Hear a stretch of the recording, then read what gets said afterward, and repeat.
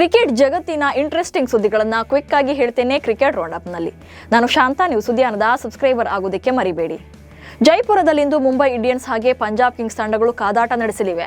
ಈ ಪಂದ್ಯದಲ್ಲಿ ಗೆಲುವು ದಾಖಲಿಸಿ ಅಂಕಪಟ್ಟಿಯಲ್ಲಿ ಮೊದಲ ಸ್ಥಾನಕ್ಕೇರೋಕೆ ಪಂಜಾಬ್ ತಂಡ ಪ್ಲಾನ್ ಮಾಡಿಕೊಂಡಿದೆ. ಮತ್ತೊಂದು ಕಡೆ ಮುಂಬೈ ಕೂಡ ಈ ಗೆಲುವಿನ ಮೂಲಕ ಅಗ್ರಸ್ಥಾನಕ್ಕೇರುವಂತ ಅವಕಾಶ ಇದೆ. ಹೀಗಾಗಿ ಎರಡೂ ತಂಡಗಳಿಗೂ ಕೂಡ ಇಂದಿನ ಪಂದ್ಯ ತುಂಬಾನೇ ಇಂಪಾರ್ಟೆಂಟ್ ಆಗಿದ್ದು, ಯಾರು ಗೆಲ್ತಾರೆ ಅವರು ಕ್ವಾಲಿಫೈರ್ ಪಂದ್ಯಕ್ಕೆ ಅರ್ಹತೆ ಪಡೆದುಕೊಳ್ತಾರೆ. ಪಂಜಾಬ್ ಕಿಂಗ್ಸ್ ತಂಡಕ್ಕೂ ಕೂಡ ಪ್ಲೇ ಆಫ್ಗೂ ಮುನ್ನ ಶಾಕ್ ಎದುರಾಗಿದೆ. ಅನುಭವಿ ಆಟಗಾರ ಸ್ಪಿನ್ನರ್ ಯುಜ್ವೇಂದ್ರ ಚಹಲ್ ಗಾಯಗೊಂಡಿರೋದು ತಂಡಕ್ಕೆ ದೊಡ್ಡ ಪೆಟ್ಟು ಬಿದ್ದಂತಾಗಿದೆ.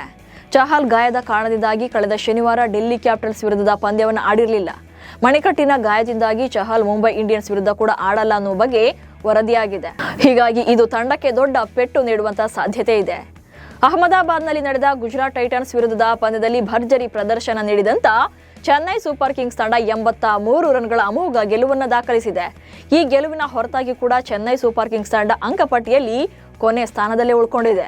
ಸಿಎಸ್ಕೆ ತಂಡ ಐಪಿಎಲ್ ಇತಿಹಾಸದಲ್ಲಿ ಇದೇ ಮೊದಲ ಬಾರಿಗೆ ಅಂತಿಮ ಸ್ಥಾನದೊಂದಿಗೆ ಅಭಿಯಾನವನ್ನು ಅಂತ್ಯಗೊಳಿಸಿದೆ.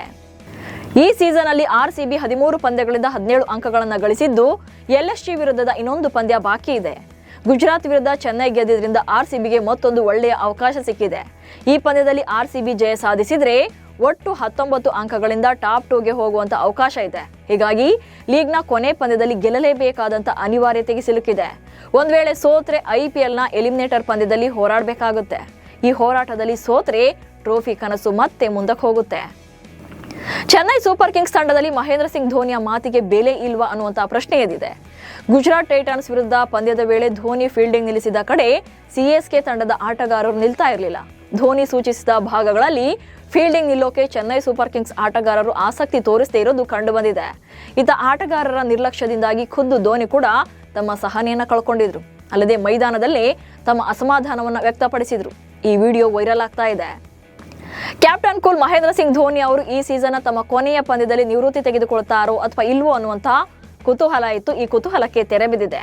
ಹರ್ಷ ಬೋಗ್ಲೆ ಅವರು ಧೋನಿ ಅವರ ಬಳಿ ನಿವೃತ್ತಿಯ ಬಗ್ಗೆ ಪ್ರಶ್ನೆ ಮಾಡಿದಾಗ ಬಹಳ ಜಾಣ್ಮೆಯಿಂದ ಉತ್ತರ ಕೊಟ್ಟಿದ್ದಾರೆ. ತಕ್ಷಣಕ್ಕೆ ಯಾವುದೇ ನಿರ್ಧಾರವನ್ನು ತಗೊಂಡಿಲ್ಲ, ಮುಂದಿನ 5-6 ತಿಂಗಳಲ್ಲಿ ತಮ್ಮ ನಿರ್ಧಾರವನ್ನು ಹೇಳೋದಾಗಿ ಹೇಳಿದ್ದಾರೆ. ಈ ಸೀಸನ್ ಅಲ್ಲಿ ಕಳಪೆ ಪ್ರದರ್ಶನ ನೀಡಿದಂತ ಸಿಎಸ್ಕೆ ತಂಡಕ್ಕೆ ಮೇಜರ್ ಸರ್ಜರಿ ಆಗೋದು ಪಕ್ಕಾ ಆಗಿದೆ.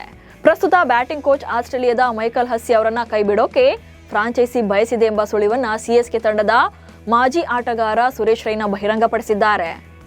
ಐಪಿಎಲ್ ನಡುವೆ ಟೆಸ್ಟ್ ಕ್ರಿಕೆಟ್ಗೆ ಗುಡ್ ಬೈ ಹೇಳಿ ಶಾಕ್ ಕೊಟ್ಟಂತ ವಿರಾಟ್ ಕೊಹ್ಲಿ ಟೆಂಪಲ್ ರನ್ ನಡೆಸಿದ್ದಾರೆ.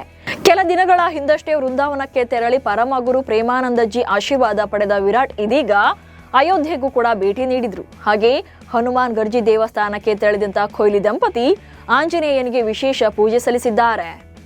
ಪ್ರೀತಿ ಜಿಂಟಾ 1.10 ಕೋಟಿ ರೂಪಾಯಿಗಳನ್ನ ಭಾರತೀಯ ಸೈನಿಕರ ವಿಧವೆ ಪತ್ನಿಯರು ಮತ್ತು ಮಕ್ಕಳ ಕಲ್ಯಾಣಕ್ಕಾಗಿ ದೇಣಿಗೆ ನೀಡಿದ್ದಾರೆ. ಪಂಜಾಬ್ ಕಿಂಗ್ಸ್ನ ಸಹ ಮಾಲಕಿಯೂ ಆಗಿರುವಂತಹ ಪ್ರೀತಿ ಪಂಜಾಬ್ ಕಿಂಗ್ಸ್ನ ಸಿಆರ್ಎಸ್ ಫಂಡ್ ಮೂಲಕ ಹಣವನ್ನು ನೀಡಿದ್ದಾರೆ. ನಮ್ಮ ಸಶಸ್ತ್ರ ಪಡೆಗಳು ಮಾಡಿದ ತ್ಯಾಗಗಳನ್ನು ನಾವು ಎಂದಿಗೂ ಕೂಡ ಸಂಪೂರ್ಣವಾಗಿ ಮರುಪಾವತಿ ಮಾಡೋಕೆ ಸಾಧ್ಯವಾಗದೇ ಇದ್ರೂ ಕೂಡ ನಾವು ಅವರ ಕುಟುಂಬಗಳ ಜೊತೆಗೆ ನಿಂತು ಅವರ ಪ್ರಗತಿಗೆ ಸಹಾಯ ಮಾಡಬಹುದು ಎಂದಿದ್ದಾರೆ. ಪಿಎಸ್ಎಲ್ ಫೈನಲ್ ಪಂದ್ಯದಲ್ಲಿ ಕ್ವೆಟ್ಟಾ ಗ್ಲಾಡಿಯೇಟರ್ಸ್ ತಂಡಕ್ಕೆ ಸೋಲುಣಿಸಿ ಲಾಹೋರ್ ಕಲಂದರ್ಸ್ ತಂಡ ಚಾಂಪಿಯನ್ ಪಟ್ಟ ಅಲಂಕರಿಸಿದೆ. ಲಾಹೋರ್ನ ಗಡ್ಡಾಫಿ ಸ್ಟೇಡಿಯಂನಲ್ಲಿ ನಡೆದ ಫೈನಲ್ ಪಂದ್ಯದಲ್ಲಿ ಟಾಸ್ ಗೆದ್ದಂತ ಕ್ವೆಟ್ಟಾ ತಂಡ ಮೊದಲು ಬ್ಯಾಟಿಂಗ್ ಅನ್ನು ಮಾಡಿತು. ಈ ವೇಳೆ ಈ ತಂಡ 20 ಓವರ್ಗಳಲ್ಲಿ 201 ರನ್ಗಳನ್ನ ಕಲೆ ಹಾಕಿತ್ತು. ಲಾಹೋರ್ ಕಲಂದರ್ಸ್ ಪರ ಬ್ಯಾಟಿಂಗ್ ಮಾಡಿದಂತ ಸಿಕಂದರ್ ರಾಜ ಕೇವಲ 7 ಎಸೆತಗಳನ್ನು ಎದುರಿಸಿ 2 ಭರ್ಜರಿ 6 ಹಾಗೆ 2 4ಗಳೊಂದಿಗೆ 22 ರನ್ ಚಚ್ಚಿದ್ರು. ಈ ಮೂಲಕ 19.5 ಓವರ್ಗಳಲ್ಲಿ ಲಾಹೋರ್ ಕಲಂದರ್ಸ್ ತಂಡವನ್ನ ಗುರಿ ಮುಟ್ಟಿಸಿ 6 ವಿಕೆಟ್ಗಳ ಜಯವನ್ನ ತಂದುಕೊಟ್ರು. ಇವಿಷ್ಟು ಇವತ್ತಿನ ಕ್ರಿಕೆಟ್ ರೌಂಡ್ ಅಪ್ ಸುದ್ದಿಗಳು. ನಮಸ್ಕಾರ.